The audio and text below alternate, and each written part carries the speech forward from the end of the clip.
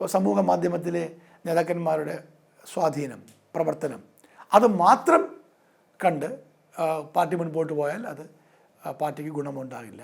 ജനസമ്മതിയുള്ള grass root കണക്ടിവിറ്റിയുള്ള നേതാക്കന്മാരെ കൂടി party പരിഗണിക്കണം, തീർച്ചയായിട്ടും പരിഗണിക്കണം. പാലക്കാട്ടെ ഏറ്റവും പുതിയ MLA ആയ രാഹുൽ മാങ്കൂട്ടത്തിനെതിരെ കനത്ത വിമർശനമാണ് KPCC പാളയത്തിൽ നിന്നും ഉയർന്നു വരുന്നത്. കോൺഗ്രസിൽ വലിയ തരത്തിലുള്ള അതൃപ്തി രാഹുൽ മാങ്കൂട്ടത്തിൽ വിജയിച്ചതിന് ശേഷവും അദ്ദേഹം സ്ഥാനാർത്ഥിയാകുന്നതിന് മുൻപുമെല്ലാം തന്നെ ഉയർന്നു വന്നിട്ടുണ്ടായിരുന്നു. എന്നാൽ ഇപ്പോൾ അദ്ദേഹത്തോടുള്ള അതൃപ്തി ഒട്ടും കുറയുന്നില്ല എന്ന് തന്നെയാണ് KPCC ജനറൽ സെക്രട്ടറി M5 ന്യൂസിനോട് പ്രതികരിച്ചതിൽ നിന്നും മനസ്സിലാക്കാൻ സാധിക്കുന്നത്.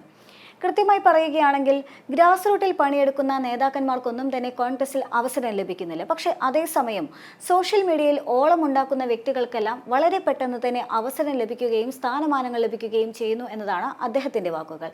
കൃത്യമായി പരിശോധിക്കുകയാണെങ്കിൽ കോൺഗ്രസിൽ ഈ അടുത്ത് വലിയ പദവിയിലേക്ക് എത്തിച്ചേർന്ന സോഷ്യൽ മീഡിയയിൽ വലിയ ഓളമുണ്ടാക്കി, എന്നാൽ അതിന് മാത്രം അനുഭവ സമ്പത്ത് ഇല്ല എന്ന് വ്യാഖ്യാനിക്കപ്പെട്ട ഒരേ ഒരു നേതാവേ ഉള്ളൂ, അത് രാഹുൽ മാങ്കൂട്ടത്തിലാണ്. അദ്ദേഹത്തിനെതിരെ പലതരത്തിലുള്ള വിമർശനങ്ങൾ ആദ്യം ഉയർന്നു വന്നപ്പോഴെല്ലാം തന്നെ KPCC നേതൃത്വം മൗനം പാലിക്കുകയായിരുന്നു. പക്ഷേ അതേസമയം 2 പേരാണ് രാഹുൽ മാങ്കൂട്ടത്തിലിന്റെ സ്ഥാനാർത്ഥിത്വവുമായി ബന്ധപ്പെട്ടുകൊണ്ട് കോൺഗ്രസിൽ നിന്നും പടിയിറങ്ങിയത്.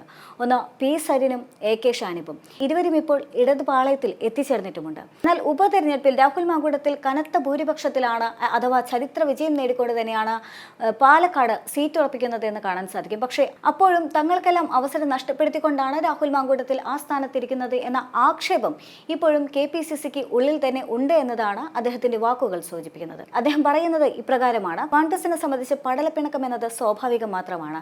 എല്ലായ്പ്പോഴും കോൺഗ്രസിന്റെ ഏറ്റവും വലിയ മുഖമുദ്രയായി മാറിയിരിക്കുകയാണ് പടലപ്പിണക്കങ്ങളും അവഗണനയും നിഷേധങ്ങളും എല്ലാം തന്നെ. എന്നാൽ അതേസമയം തന്നെ എന്താണ് ഈ പടലപ്പിണക്കങ്ങളുടെ എല്ലാം തന്നെ കാരണം എന്ന് പരിശോധിക്കുമ്പോൾ കോൺഗ്രസിൽ നിന്നും പലപ്പോഴായി അനുഭവപ്പെടുന്ന അവഗണനകൾ തന്നെയാണ് ഈ പടലപ്പിണക്കങ്ങൾക്കുള്ള ആധാരമെന്ന് മനസ്സിലാക്കാൻ സാധിക്കും. അത്തരത്തിൽ അവസരങ്ങൾ നിഷേധിക്കപ്പെടുമ്പോൾ തന്നെയാണ് ചേരിതിരിവുകളും ഗ്രൂപ്പിസവും എല്ലാം തന്നെ കോൺഗ്രസിൽ ഉടലെടുക്കാറുള്ളത്. 2024 ലോക്സഭാ തെരഞ്ഞെടുപ്പിന് ശേഷം ഇത്തരത്തിൽ വലിയ തരത്തിലുള്ള ചേരിതിരിവും ഇത്തരത്തിൽ വലിയ തരത്തിലുള്ള നിഷേധങ്ങളും അവഗണനയും എല്ലാം തന്നെ കോൺഗ്രസിനെതിരെ വിമർശനമായി ഉയർന്നു വന്നിരുന്നതാണ്.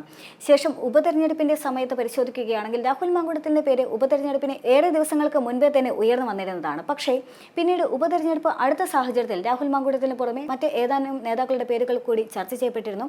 പക്ഷേ പിന്നീടാണ് നേതൃത്വത്തിന്റെ ഭാഗത്തു നിന്ന് പെട്ടെന്നൊരു തീരുമാനമുണ്ടാകുന്നു, രാഹുൽ മാങ്കൂട്ടത്തിലാണ് സ്ഥാനാർത്ഥിയെന്ന്. എന്നാൽ രാഹുൽ മാങ്കൂട്ടത്തിൽ സ്ഥാനാർത്ഥിയാകുന്ന സാഹചര്യത്തിൽ അത് നേതൃത്വത്തിന്റെ ഏകപക്ഷീയമായ തീരുമാനമാണ്, തൃത്വമാണ് യഥാർത്ഥത്തിൽ കോൺഗ്രസിൽ നടക്കുന്നത്. VD സതീശനും രാഹുൽ മാങ്കൂട്ടത്തിലും ഷാഫി പറമ്പിലും മാത്രമടങ്ങുന്ന ഒരു കമ്മിറ്റിയാണതെല്ലാം തീരുമാനിക്കുന്നത് എന്നുള്ള ആക്ഷേപം ശക്തമായി ഉയർന്നു വരുന്നു. P സരിനും AK ഷാനിബും ഇതിനെതിരെ പരസ്യപോരുമായി രംഗത്തിറങ്ങുന്ന സാഹചര്യം ഉണ്ടായിരുന്നു. അവരെ അനുകൂലിച്ചുകൊണ്ടും പ്രതികൂലിച്ചുകൊണ്ടും മറ്റ് നേതാക്കളെല്ലാം തന്നെ രംഗത്തെത്തുന്ന സാഹചര്യം ഉണ്ടായിരുന്നു. പക്ഷേ എന്നാൽ അപ്പോഴെല്ലാം മൗനം പാലിച്ചിരുന്ന KPCC അംഗങ്ങൾ പക്ഷേ ഇപ്പോൾ മൗനം വെടിയുകയാണ്. കൃത്യമായി തന്നെ കോൺഗ്രസ് പാളയത്തിനകത്ത് അങ്ങനെ നടക്കുന്നുണ്ട് എന്ന് അവർ പറയാതെ പറഞ്ഞു വെക്കുന്നുമുണ്ട്. അദ്ദേഹത്തിന്റെ വാക്കുകളിൽ ഒരുപക്ഷെ അദ്ദേഹം രാഹുൽ മാങ്കൂട്ടത്തിൽ എന്ന പേര് പറയുന്നില്ല എങ്കിൽ പോലും അദ്ദേഹത്തിന്റെ വാക്കുകൾ ചെന്ന് പതിക്കുന്നത് രാഹുൽ മാങ്കൂട്ടത്തിൽ നേരെയാണ് എന്ന് നമുക്ക് മനസ്സിലാക്കാൻ സാധിക്കും. കാരണം കോൺഗ്രസിനെ സംബന്ധിച്ച് ഈ അടുത്ത് ഇത്ര വലിയ സോഷ്യൽ മീഡിയയിലൂടെ തരംഗമായി മാറിയ, താരമായി മാറിയ മറ്റൊരു നേതാവും ഇല്ല എന്ന് തന്നെ കാണാൻ സാധിക്കും. എന്നാൽ അതേസമയം വലിയ പദവിയിലേക്ക് എത്തിച്ചേർന്ന ഒരു നേതാവ് എന്ന് പറയുമ്പോൾ, വലിയ തരത്തിലുള്ള വിവാദങ്ങൾക്ക് ശേഷം എത്തപ്പെട്ട നേതാവ് എന്ന് പറയുമ്പോൾ, ഗ്രൗണ്ട് വർക്കിൽ പണിയെടുക്കാത്ത ഒരു നേതാവ് എന്ന് പറയുന്ന സാഹചര്യത്തിൽ അത് സ്വാഭാവികമായും വിരൽ ചൂണ്ടുന്നത് രാഹുൽ മാങ്കൂട്ടത്തിലേക്ക് തന്നെയാണ്.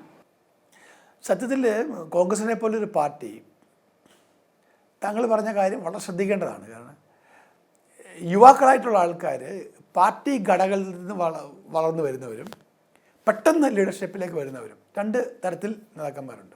ഇവർ 2 പേരും പാർട്ടിക്ക് അനിവാര്യമാണ്. ഇപ്പോൾ സാമൂഹ്യ മാധ്യമങ്ങളിൽ വലിയ പ്രചാരം ലഭിക്കുന്ന നേതാക്കന്മാർ പാർട്ടിയുടെ മുഖങ്ങൾ തന്നെയാണ്. പക്ഷെ അവർ മാത്രമാകരുത്. പാർട്ടിക്ക് വേണ്ടി KSU, യൂത്ത് കോൺഗ്രസ് അല്ലെങ്കിൽ പാർട്ടിയുടെ വിവിധ ഘടകങ്ങളിൽ പ്രവർത്തിച്ച് ജനസമ്മതിയുള്ള ഗ്രാസ് റൂട്ട് കണക്ടിവിറ്റിയുള്ള നേതാക്കന്മാരെ കൂടി പാർട്ടി പരിഗണിക്കണം, തീർച്ചയായിട്ടും പരിഗണിക്കണം. താങ്കളുടെ ആ അഭിപ്രായത്തോടെ 100% യോജിക്കുകയാണ്. ഇത് 2 കൂടെ ഉണ്ടെങ്കിലേ കോൺഗ്രസ് ഉള്ളൂ.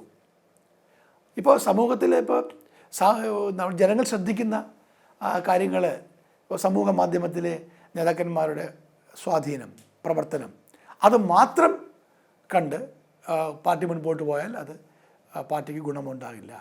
പ്രാദേശിക തലത്തിൽ, ഗ്രാമതലത്തിൽ കോൺഗ്രസിനെ ശക്തിപ്പെടുത്താൻ കഴിയണമെങ്കിൽ കോൺഗ്രസിൻ്റെ അത്തരം കരുത്തരായ യുവ നേതാക്കന്മാരെ കൂടി ഉയർത്തിക്കൊണ്ടുവന്ന് അവർക്ക് കൂടി അവസരങ്ങൾ കൊടുത്താൽ അത് പാർട്ടിയെ കൂടുതൽ ശക്തിപ്പെടുത്തിയേ ഉണ്ടാവുള്ളൂ.